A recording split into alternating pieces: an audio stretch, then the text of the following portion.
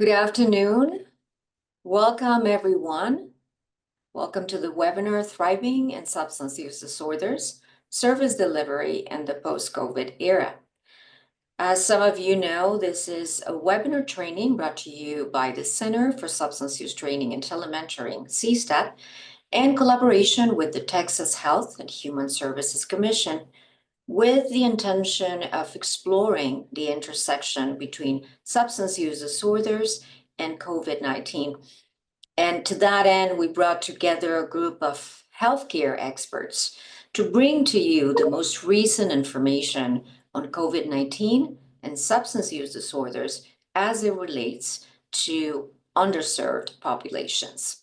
But before we start, I want to welcome all of you again and remind you that this session is being recorded for later distribution. You will see a Q&A box in front of you, and we invite you to add all your questions there. Our speaker will address all your questions and comments at the end of her segment.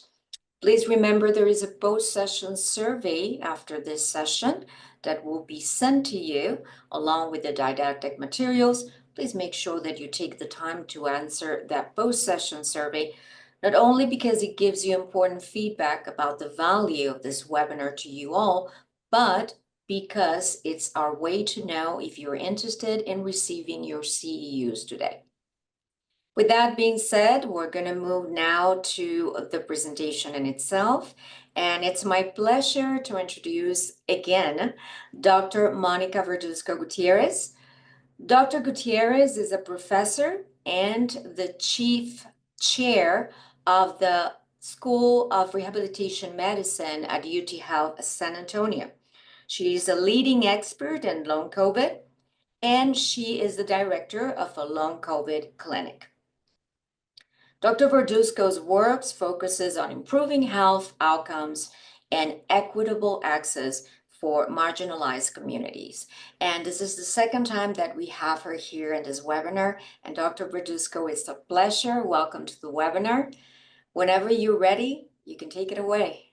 All right. Thank you so much for having me today. I'm really happy to be here to be able to share some updates and then also remind you of some things that we talked about last time that are worth repeating again. And I will also start by saying that, in doing this, in just this month and just last week, we had it's a 5-year anniversary of the pandemic. And with the pandemic officially, being declared and being started, and last week was Long COVID Awareness Day and week, and it's Long COVID Awareness Month. So I'm very honored to be able to do this talk today during this month of long COVID awareness, and also knowing that it's 5 years into the pandemic. And though it's 5 years into the pandemic, I think we're going to continue to see these issues. So thank you for being here and for being engaged on these issues. And these are just some disclosures that are required to be seen. So learning objectives. So this presentation is going to explore the growing body of evidence that is, at first was not very much, and now we're learning more and more in this interplay between long COVID and substance use disorders. And so we're going to delve into some of the shared risk factors, some of the shared symptomatology. We're going to look at socioeconomic and health disparities. And again, the overlapping symptoms, things like fatigue, brain fog, mental health challenges. And that's really going to complicate the recovery of both. And so I'm going to try to highlight the importance of holistic care, patient-centered approaches, and give some practical recommendations that you can consider in your when you treat these diverse populations. And so really, why does it matter? And everyone wants COVID to be over. Oh, COVID's over. It's over. It's really not. We still know that COVID leads to long COVID in a certain percentage of people. And there are lasting physical, cognitive, psychological symptoms. There are people that are still suffering in the millions across the world. We also know that substance use disorders are also on the rise, especially around the pandemic and post-pandemic.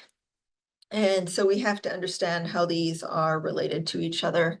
And it's very interesting, but recently saw a patient who has long COVID, who also had dealt before in the past with substance use disorders. And I'll bring her up, and she allowed me just to share her thoughts and her story. And so I have some case scenarios I'll talk about later, but it was really just interesting to sit and listen and say, tell her, oh, I'm going to be giving a talk specifically on the intersection of long COVID and substance use disorders. And what do you have to say about it? And so she was really thankful that I was doing this talk, that I was willing to, um, someone that had alcohol use disorder and then was sober at the beginning of the pandemic. And it wasn't until she had COVID where she started to relapse again and then had long COVID symptoms and felt that the long COVID symptoms that she had were around pain, and caused her then and she had to work. That's another, psychosocial variable. She had to work and her job was physical. And that caused her to get into, methamphetamines and cocaine to help with controlling her pain, and then had to get clean from that as well. So it was interesting how each of these things caused and intertwined with her substance use disorder, and then how she sees it in her friends, where she's like, now everyone's vaping, and that's the new substance use disorder that she sees amongst people that are her age. But we'll talk about some of these implications a little bit more. So I'm going to go through the terminology. And from the last time I've talked to you, there has been a National Academy of Science, Engineering, and Medicine long COVID definition, and I was on the work group and one of the authors of the long COVID definition. So it is an infection-associated chronic condition, and it occurs obviously after SARS-CoV-2 infection. It's present for at least 3 months. So we did put a timeline on it. So, symptoms that are ongoing for 3 months. And the symptoms can either be continuous, like you had it when you had COVID and they continue. It can be relapsing and remitting. So, symptoms might be good some days and bad other days, or progressive type of disease state, and it's going to affect one or more organ systems. So again, we consider this a chronic condition that happens after SARS-CoV-2. And then I won't read all these words, but we're saying it manifests in different ways. So many different, like there's been publications where there's 200 different signs and symptoms. So yes, patients could have, any kind of combination of a single thing or multiple things. There's hundreds of entries, and it can be any organ system, and it can be symptoms or actual diagnosable conditions. So the symptoms, people might have like persistent cough or shortness of breath, but maybe there's not an underlying diagnosis that goes with that. Or they can have a diagnosable condition such as an autoimmune disease or kidney disease or interstitial lung disease. Also with that, dementias, cognitive impairments, movement disorders, migraines, mast cell activation syndrome. So kind of, it's almost, some people are like, this definition just means it could be everything. And we didn't want to leave patients out. We wanted to make sure it was inclusive of the diverse populations of people who have long COVID, but people didn't know other infections can trigger other disease states as well. This one just happens to do it in about 10-ish% of the population that gets the infection. So we want to make an inclusive definition, and so that is what we put together. And then this was a figure that came out in the definition and is subsequently has been published also in the New England Journal of Medicine. And so it's just kind of saying these are common symptoms. There are diagnosable conditions as well, and it has to be 3 months. And there's a little black box that's like the pathobiology of long COVID. So that means there are things that are going on the body that we are still learning about. That means we know that there is inflammation, there's dysbiosis, there is neuronal signaling abnormalities, things that we're still learning about. And then we added other features. We know that it can affect children and adults. We said it does not discriminate. If you got COVID, you're at risk of long COVID. Of course, there are certain groups that are at disproportionate risk, and you will see that one of those groups, once you look into the data, is also people who have substance use disorders.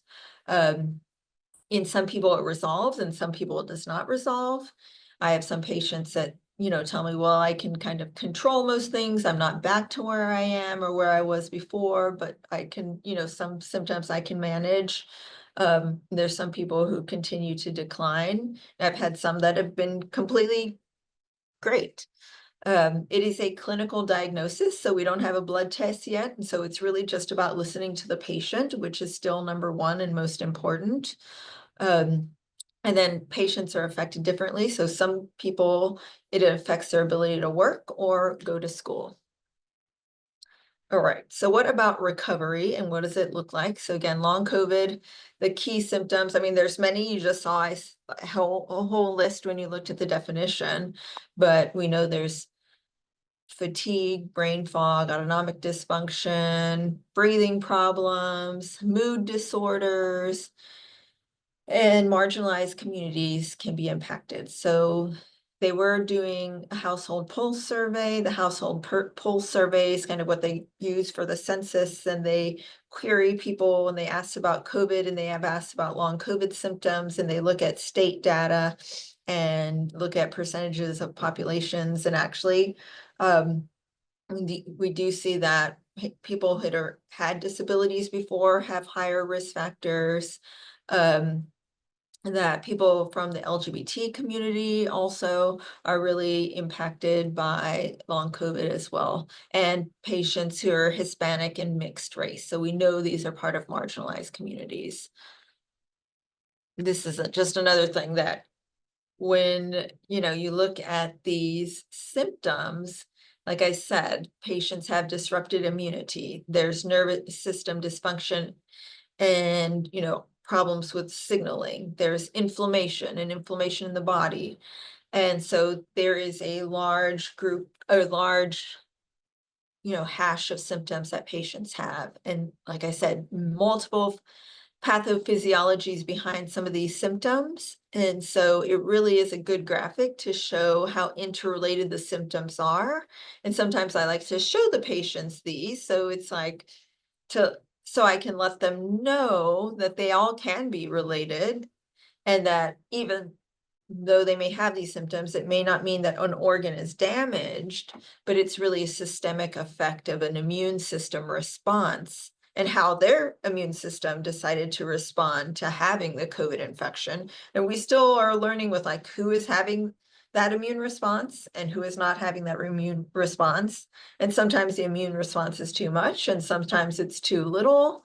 But we do have to look at it holistically, and it sometimes takes a holistic approach because we don't have the cures. There's no FDA approved treatment for long COVID. So what do substance use disorders? You are obviously here because that is part of your field and part of your background. So we know it's also a chronic condition, and it can be a chronic relapsing condition. Didn't I just already say these words? And these words seem to be very similar to what I gave a definition from. And it affects brain, it affects function, it affects behavior.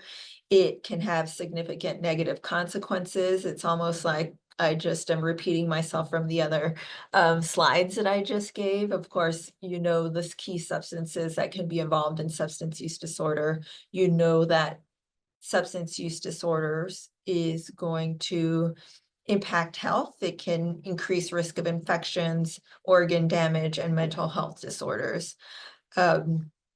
So very much you're like, did you just repeat what you said? Yes, you can. I want you to see that these two things were on a collision course. And so we know, like I said, with the patient that I had before, the COVID-19 pandemic and having COVID really made things worse for her. And then we knew the epidemic of having substance use disorder. This is going to be the intersection that has made a really complicated and challenging landscape for public health. And so pandemic I had talked about last year really exacerbated existing vulnerabilities within communities that were affected by substance use disorders. And so that has led to increased rates of addiction, relapse, and overdose. And that's something that this patient told me, she was fine. She was sober before the start of the pandemic.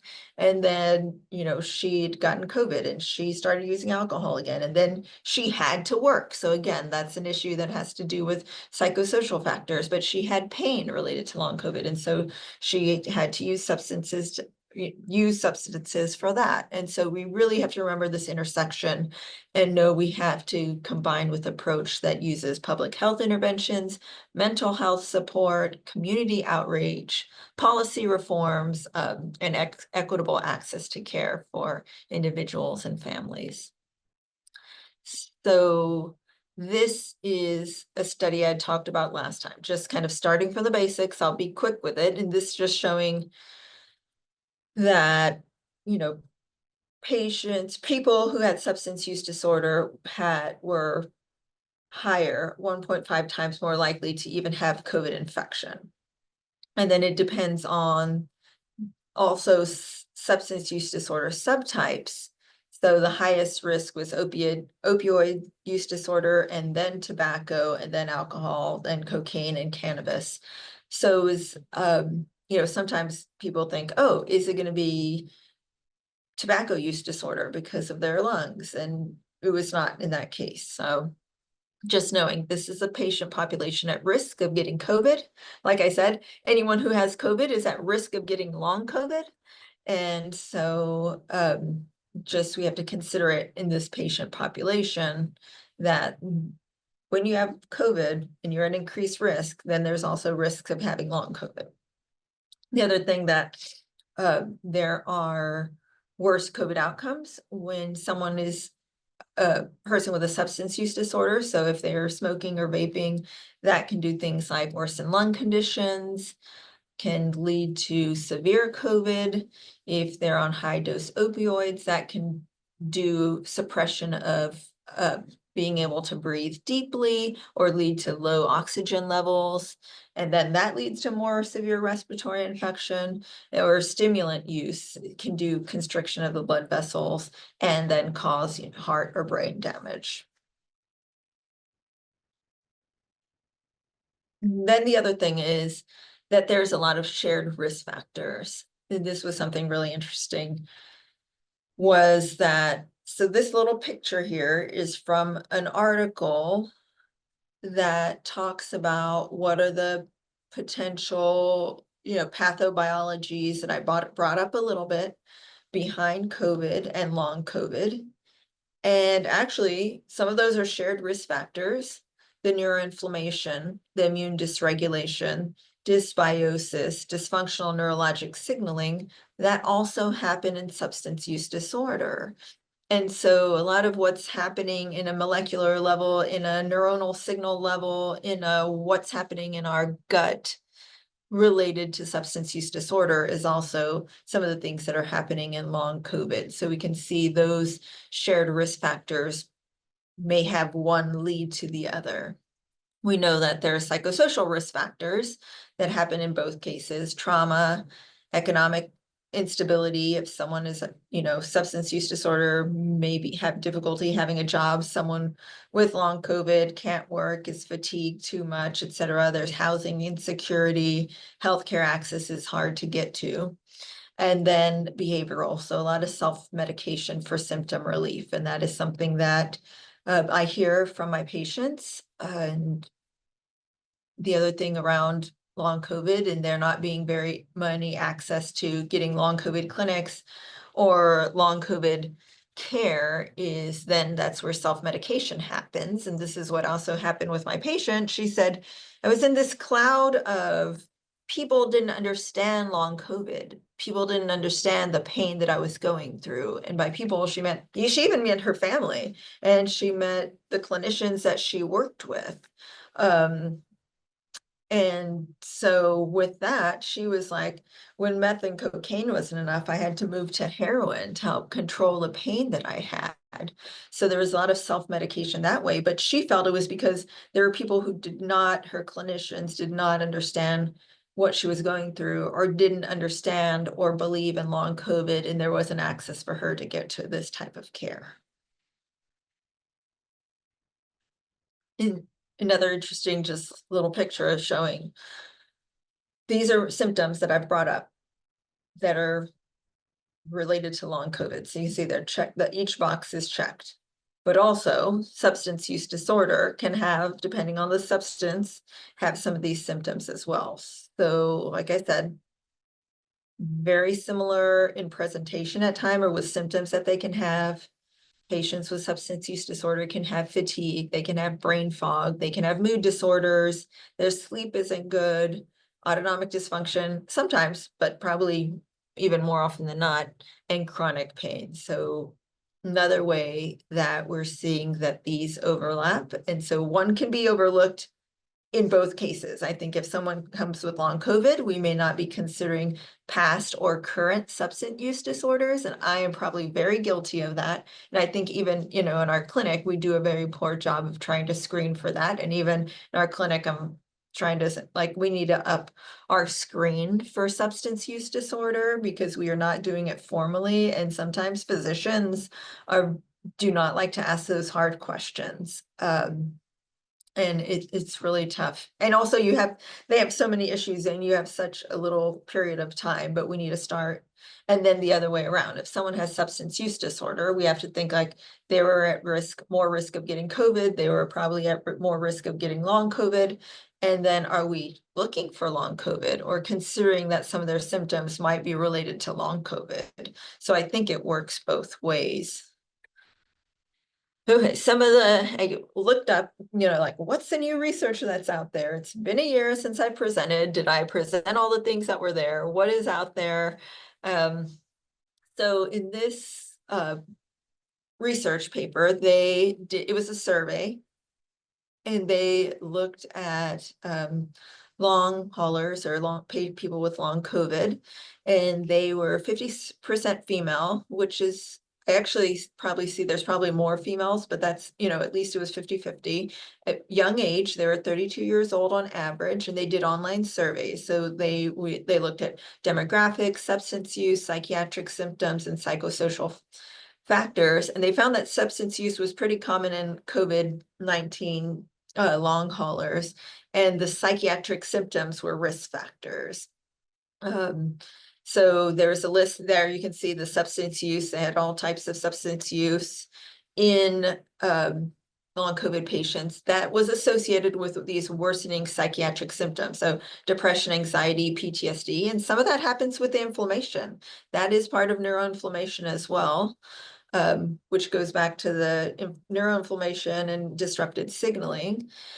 And in this group of patients with long COVID, they had the most common use substances were tobacco, that was the legal drug, cocaine for illicit drugs, and then prescription opioids for prescription drugs, and really high percentages. And again, looking at the combination with psychiatric symptoms. So we really need to do substance use prevention and mental health services for persons who have long COVID, so that they can have, more supports. So this one was, quite shocking to me when I saw the numbers when they did this on. This again goes back to make your clinic better to start looking for these things.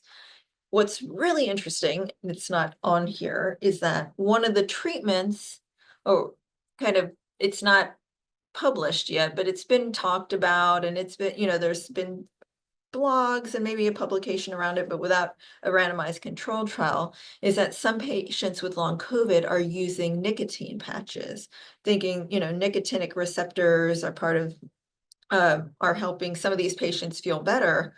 And I have some patients coming and asking me about nicotine patches and using nicotine patches to control their long COVID. And it's really hard for me as a clinician, and maybe later in the comment box or in the question, I would love to hear what other people have to say.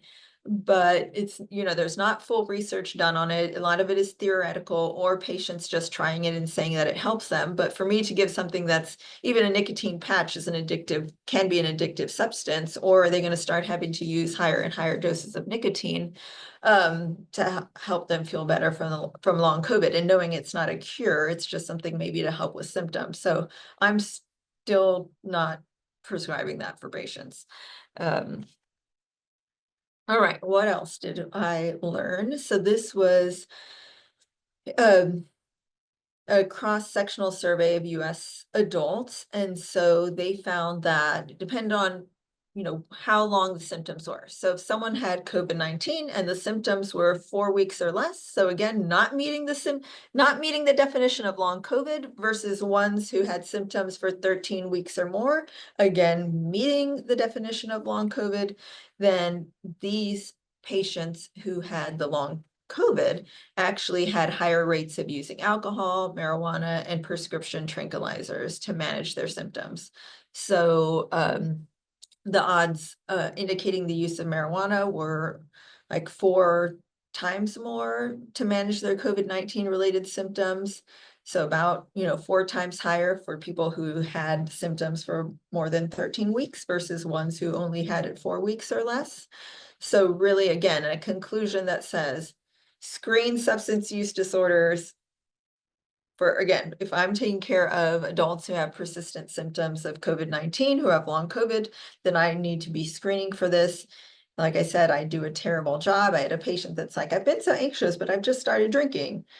And I should be the one initiating the questions about alcohol use disorder. All right, so this was from July 2024 in psychiatric research. TriNetX, just so you know, it's a big database where you can look at codes that are used in electronic medical records across the country. And so they're able to pull data. And so they use a retrospective data from TriNetX. And this was 33 million records from January 2020 to December 2022. And so then, with ends up being 1.5 million participants. And they saw that when a person had substance use disorder, they were going to more significantly likely have taste disturbances and anosmia. So that's loss of smell and taste, or disturbances in smell and taste with related to long COVID. And so more sensory impairments, especially smokers. Smokers, again, we're going to have increased risk of the olfactory and taste dysfunctions. And so again, looking at screening and looking at if you have, there's a patient who has long COVID or a history of COVID and had a history of substance use disorder, then we need to monitor for this. And then again, tying it into also monitoring for depression and anxiety as well, and giving them comprehensive care, because some people don't realize that there are actually treatments for taste and smell disorders after COVID that are related to smell training. Okay, what else is, chronic health conditions? So part of long COVID is there can be an exacerbation of chronic health conditions that they have before. So someone, like I said, may have a little bit of diabetes and they have like really bad diabetes. They could have respiratory issues that are going to be exacerbated as part of COVID. So there is some emerging research around that. And then the other thing is increased mortality. So definitely long COVID patients, especially those with opioid use disorder and among African Americans, where there'll be a higher mortality rate from long COVID. So things that are being further researched and looked into, and the whys. All right, in this from April 2024,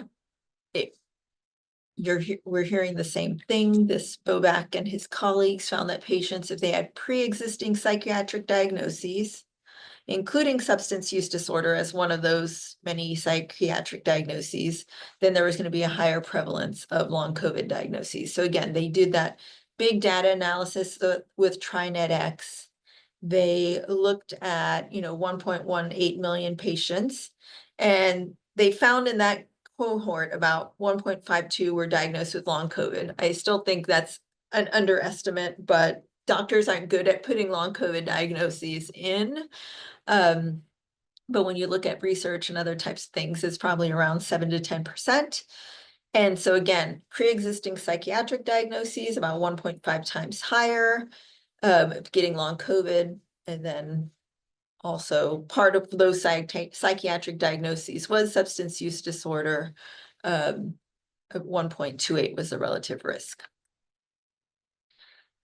Other considerations about it, just kind of, we know substance use disorders at risk population. These patients were less likely to get vaccinated. We know now if you weren't vaccinated, that's a higher risk of getting COVID, also a higher risk of getting long COVID, less likely to see healthcare providers, outcomes could have been worse. We still need more research, and there's still a lot of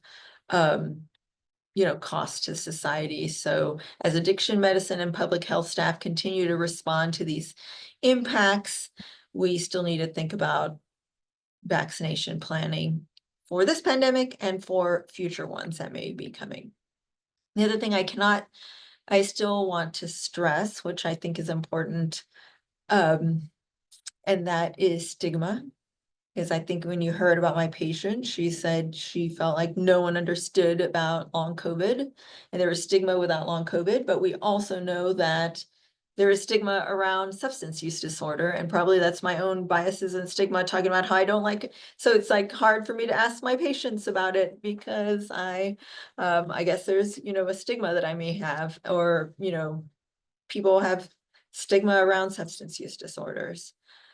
Which is why we know it's called all these other words that we don't call it anymore. But yeah, there is a lot of stigma associated with disease through time. And that when patients who had long COVID feel like they're stigmatized, and there's a study where 95% of these participants in this response survey felt that sometimes had experienced stigma around long COVID, that that made them not disclose their diagnoses sometimes. They were cautious about who they talked to about their condition. And so there's a lot of stigma, and it can be very traumatizing to have stigma. And then we know there is also individuals who have substance use disorder face discrimination and stigma too. And these are what's, shocking to me is that substance use disorder is chronic, but it's treatable, and it's a treatable medical condition, more treatable than I feel long COVID is, which is great. But yet these people still face discrimination, stigma. And so that is going to impact their health. That's going to impact their well-being in numerous ways. And this can also, impact outcomes in the end. And so we have to be careful with the language that we use. We're not going to use the language, even long hauler. Some patients with long COVID, I like to see what they want to, I usually just call them by their name, but long hauler, sometimes it's not, what patients want to be called. And so we need to be careful with the language, because this can contribute to stigma and discrimination. There is a recent show on Netflix that I watched, was Running Point, and it's about NBA and basketball. And there is an underlying story of substance use disorder, and some of it is, made light of because it's a comedy show, but just also shows some of the stigma around these conditions. Because at one point she's like taking someone to go get help, and she's like, here's a junkie, and the person that works there was like, we don't call them that, so at least that person's educating in this show that's on Netflix. And they also made fun of long COVID in there, which I was not pleased with that part. Okay, so like I said, if patients are stigmatized, then they're not going to seek care. They're going to be afraid to disclose their diagnoses. They're going to receive poorer quality of care because they're not telling you what's going on. They may do more harmful behaviors. They do not have access to health programs. And again, going back to my patient and saying, when she had COVID, that made her relapse into alcohol use disorder. When she had her long COVID symptoms, that made her have a whole new opioid use disorder related to her pain, where she felt she wasn't heard. She still feels that she can be, stigmatized by family members as well. She is cured from her substance use disorder right now. That is well controlled. The long COVID, we're working on it. So just some thoughts on, cases, things that, pop into my mind when patients have long COVID. So I maybe talked about, opioid use disorder and long COVID. So if someone has a history of or has current opioid use disorder, in long COVID, about 25% of long COVID is related to pain and having painful symptoms. And so it really makes it a challenging case when you're trying to treat pain with someone who has underlying opioid use disorder. So again, important to have a multidisciplinary team to work with, to see professional who understand substance use disorder and pain management, both acknowledging that long COVID can cause pain and figuring out ways to treat pain in that setting. Another consideration is alcohol use disorder and so much post-COVID anxiety and isolation. So this happened both with acute COVID, when everything was shut down and people didn't have anywhere to go to. There was an article recently in the New York Times about what happened in the pandemic in those 5 years, and alcohol sales went through the roof of where it was before. And it's finally kind of going down on the regular trajectory of up. But there was so much alcohol sales when everything was shut down. So really people coped with that, with using alcohol. And so that was a big, something that we have to consider. And so how are we, now that, people are getting out more, are we making sure there's how people are doing with their alcohol use disorders? Are we giving them the tools needed? And then also, if they have long COVID and anxiety related to long COVID, important to ask about alcohol. I had a patient just say, oh, I'm on this, she's on a certain medication. And it was a good job of, the other physician telling her, if you're on this medication, it can affect your liver. So you cannot drink while you're on this medication. And she realizes this other medication helps her with her long COVID symptoms. So it helps her stay away from alcohol, and she's willing to, not have alcohol to feel better from her long COVID. So sometimes that's just an educational piece as well. And that can help patients with their alcohol use disorder. And then another very similar case is there may be relapse that is triggered by long COVID fatigue and brain fog. So many patients with fatigue and brain fog can't concentrate, can't get access to care for someone who may not, clinicians that may not understand this brain fog. And then that's a big trigger for using methamphetamines. Okay, so what research do we have? Not very much. I mean, we've kind of talked about what it is, but we need better studies. We need epidemiological studies, longitudinal studies, find out the mechanisms that are happening between the two. We need clinical trials for patients who have both of these conditions, look at better at the risk factors and their health outcomes and how to integrate the treatments together.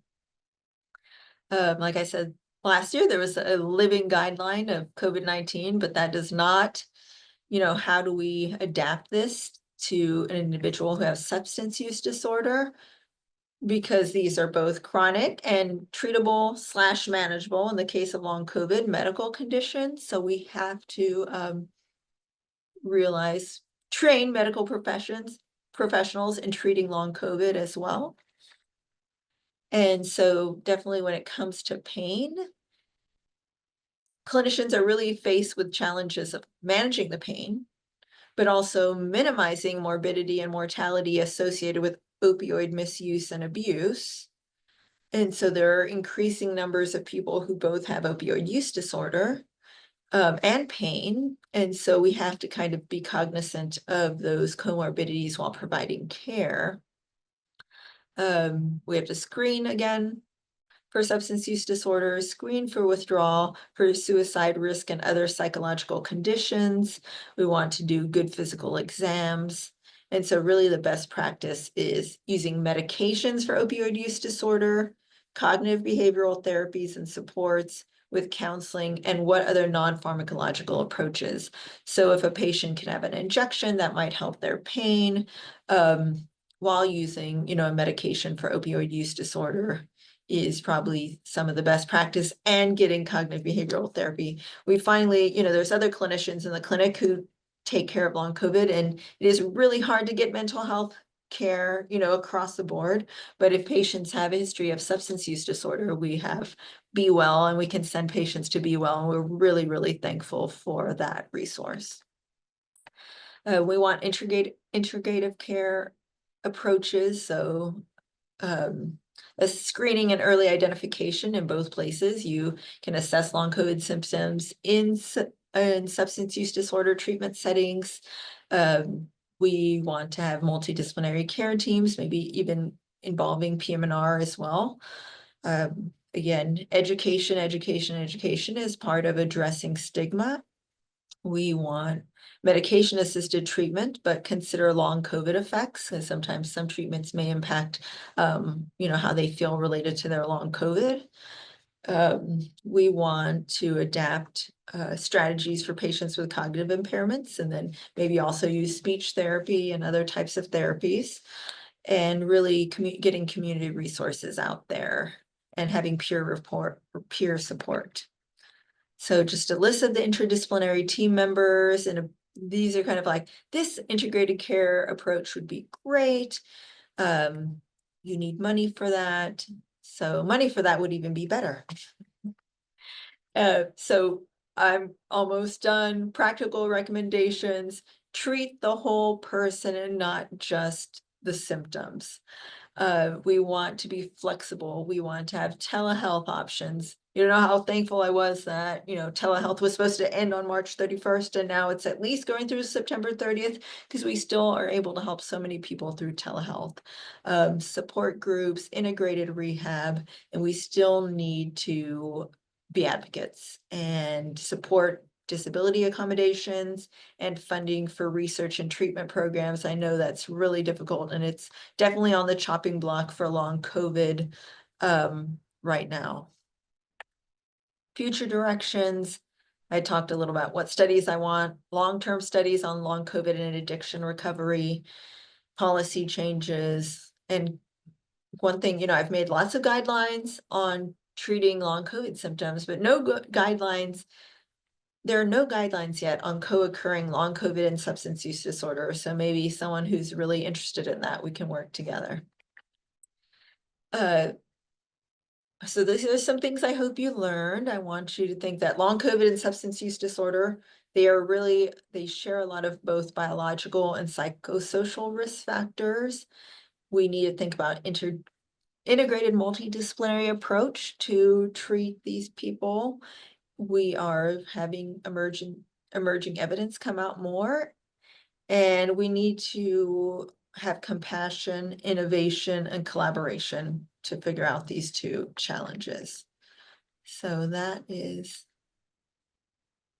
what I talked about today, and now I will look at, Thank you, Dr. Verduzco. That has been a great update on COVID-19 and substance use disorders. Interesting to hear that we're still figuring out the guidelines to deal with post-COVID. Do we have an idea why that is? I just think it's been under-resourced, underfunded. Yeah. We need more research. That takes money. Everything's being slashed. No comment. Exactly. Thank you.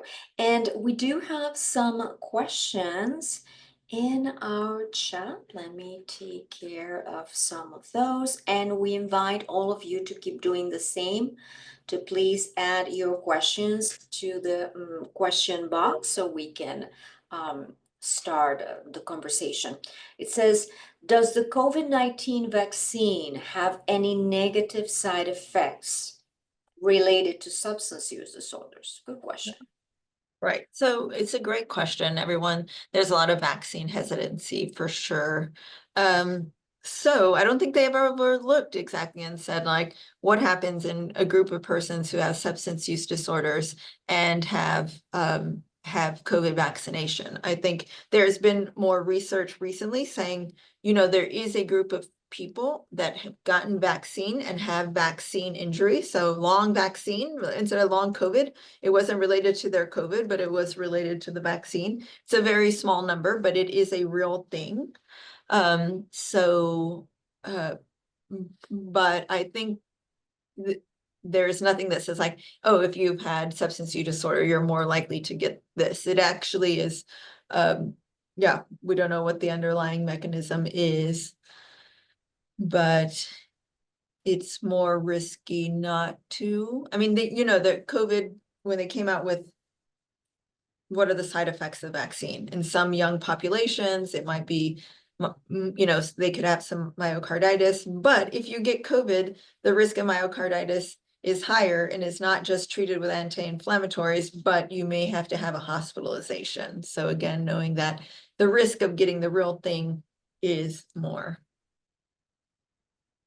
Someone is asking on the chat, my doctor recently told my wife and I to avoid any vaccines for now. Have you heard the same? Any vaccines? No, I've not heard the same. I think that's probably not, is the recommendation is, to get vaccines as deemed necessary by what your risk factors are. So we know some people may not have good immune systems. They may be older, they may be at risk. They're still recommending vaccines for when it was flu season to get your flu shot and those types of things. Yeah. Someone is asking, is there a leading research team that is working on public response in the United States as of now? So around long COVID or around? Around both. Around both, yeah. So there is a large NIH trial called the RECOVER trial, and UT Health is one of the sites for the RECOVER trial. So the RECOVER trial did recruit a lot of patients after they had COVID, both ones who had already had symptoms of long COVID, but people also got COVID infections and they started recruiting them. And then they wanted to see which percentage of these patients developed long COVID. It was about 10% of these patients that just, acutely had COVID who ended up developing long COVID. They're trying to work and follow long term, and now they're doing research studies too for long COVID. I know that there is a big database since there's been, thousands of patients who've been enrolled in RECOVER. And then even they are starting to look at and ask questions around substance use disorder in those patients who are in the RECOVER trial so that they can learn more about substance use disorder from this population.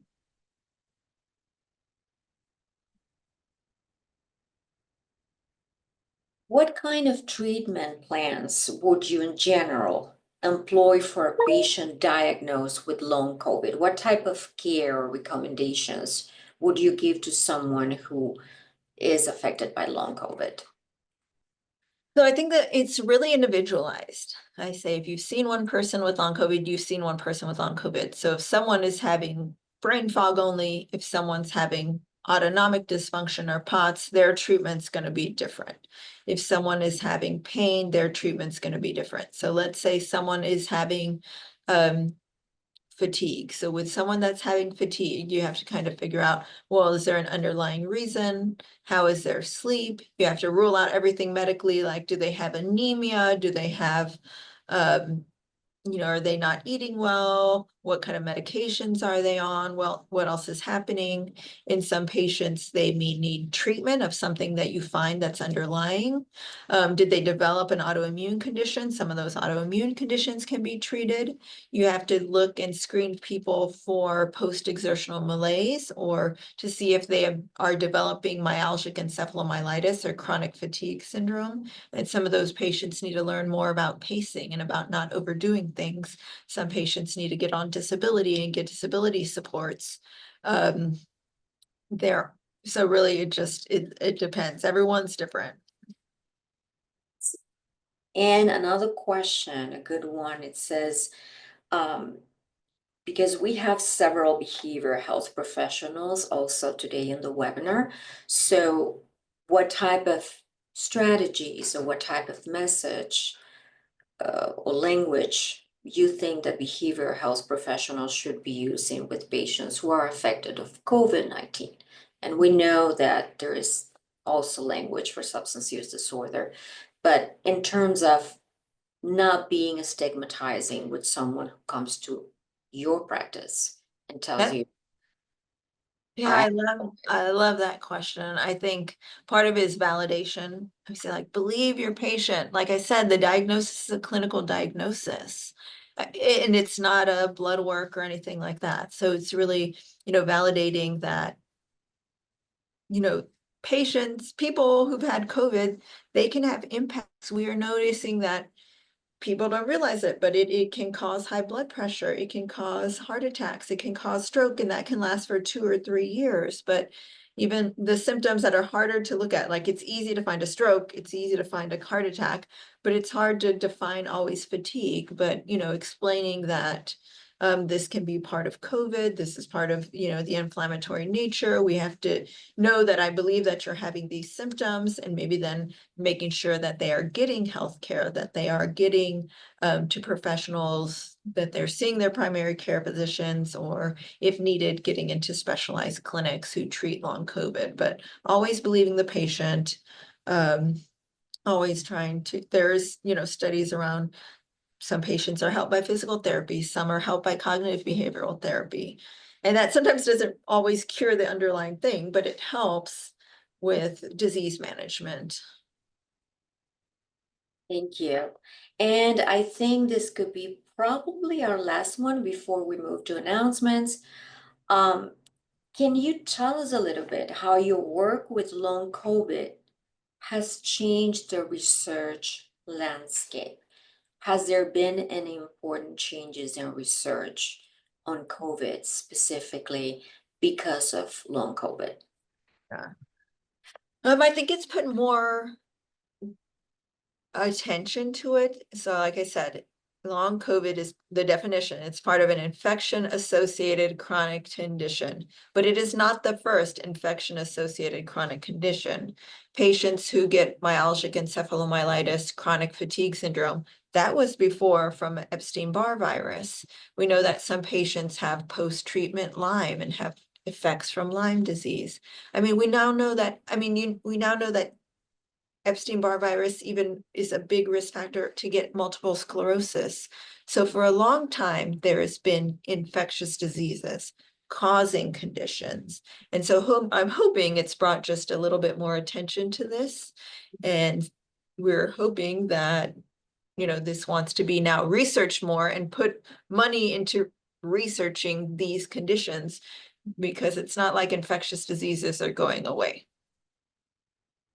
Thank you so much, Dr. Verduzco. And I want to thank you again for a great presentation. We really hope that we see you again here in the webinar. Thank you very much. You're welcome. It has been a great wealth of information. And again, I want to let our learners know that we are going to be sharing this incredible material today via email after the session. And next month, on Thursday, April 17, we have the next session for this webinar. It's going to be on coping with pandemic-related grief. Please don't miss it. We're sharing the link to register as well. Again, Thursday, April 17th. Once again, thank you very much for attending the webinar, and we'll see you next month. Have a great rest of your day. Thank you.